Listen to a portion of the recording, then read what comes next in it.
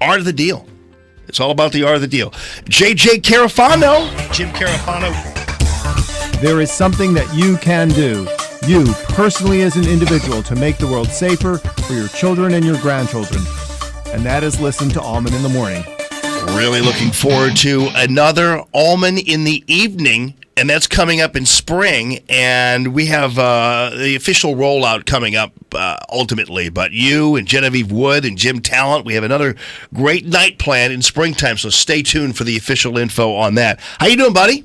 Oh man, that sounds awesome. It's always exciting to come out there because you have great folks out there. I mean, the folks that come out to this thing, they're just great patriots, and they care about their country and get super engaged, and we have a good time. And so I really look forward to this stuff. Yeah, this is going to be. The last event we had was great, and at Cyberg's, I believe it was. But we had a great turnout there, and you and Jim were fantastic. We're adding Genevieve to the mix this time around, and we're going to a fancier place too. So.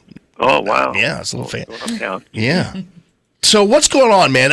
I'm confused by this wiretap Russia deal. I'm beginning to think that none of this is really true, but but there's a strong possibility there was indeed a spying going on, but it was ostensibly against the Russians, not against Trump. What's going on here, do you think? Right. I mean, all that we know factually is, because people have seen the documents, is that there was a computer in Trump Tower that was in communication with a Russian bank, and that was the subject of not a wiretap, but what's called electronic surveillance. Now, what the underlying investigation was for that, and what the purpose of it was, and what they were really looking at, and who they're really focusing on, that we don't know. And the other thing we don't know is we don't know what we don't know. We don't know what other activities were conducted. So, how much of this is a kind of a rhetorical battle back and forth, and how much of this is something real there?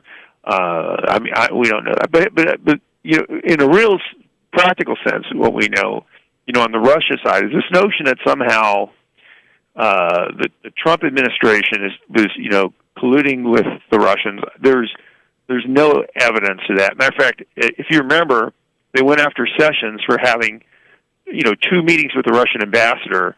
One of those meetings I actually organized. It was part of an official State Department program at the convention, which was completely nonpartisan.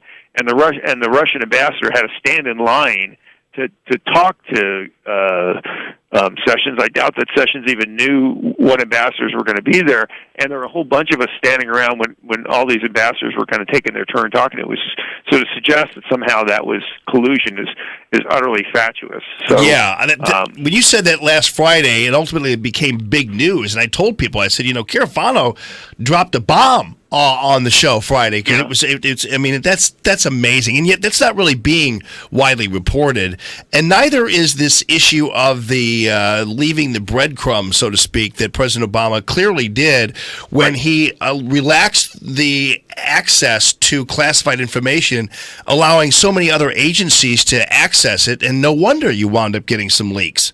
Right. So clearly I think there was some level of political warfare going on with the outgoing administration. I think that's unarguable. Clearly, the Russia thing has been, utterly overhyped. What else is what the reality is I guess we'll wait to see. My guess is in the end, this won't amount to, unless somebody comes up with a smoking gun or something, I doubt there's going to be a special prosecutor. I doubt there's going to be any kind of, big investigations. And to me, what's interesting is it says a bit about the administration of Trump, because Trump seems relatively unfazed by all this and relatively willing to kind of punch back and just drive on. Which I think, among other things, suggests that this guy might be a pretty steady guy in a crisis. I mean, look, when we've seen people come after Trump again and again and again, if you think back to some of the days when really negative news came out during the campaign and they just kind of plowed on. I actually saw, somebody who's kind of a very supposedly, allegedly, a smart commentator saying, so what Trump, when he comes into something hard, he's just going to take the easy out. And I said, well, that's an interesting comment, considering we don't have one example of the way he's acted in the last 2 years, which suggests that that's true. What we've actually seen is when he bumps up against something hard, he's pretty hard-headed. Yeah. All right. Quick nutshell in your mind of what this Assange CIA leak is doing. Are you afraid of it? Are you worried about it? Well, I've never thought WikiLeaks is your friend. I've always thought they're bad people. I think it's debatable how damaging this particular leak is and I haven't read the stuff because I might want a clearance someday, so I'm not going to go read, classified material, even if it's been leaked. Oh, really? But, okay. Yeah, I just wouldn't do it. But it doesn't sound like they actually released technical details. So that's and then the stuff they did release, I think I can't believe that people are actually kind of shocked by this, that that NSA and CIA have these kind of capabilities, which I think if you just follow the literature, you would know that. So, but I think WikiLeaks is not your friend. I think they're bad people. It's a bad organization.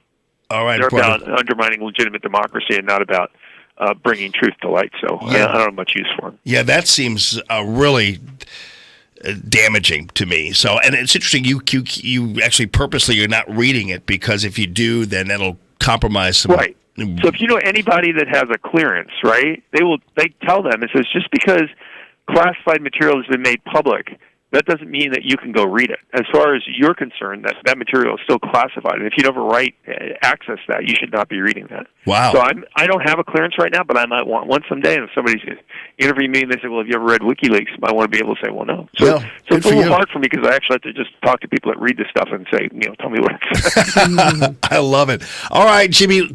Really, we'll make sure we do the official rollout. We'll probably do it ultimately sooner than later because we've got one coming up with Todd Starnes too. So, anyway. Either way, in springtime, it's going to be lovely. We're going to skip through the daisies with Jim Carafano and Genevieve Wood and Jim Talent. So thank you, brother. All right, talk to you soon. At JJ Carafano, heritage.org.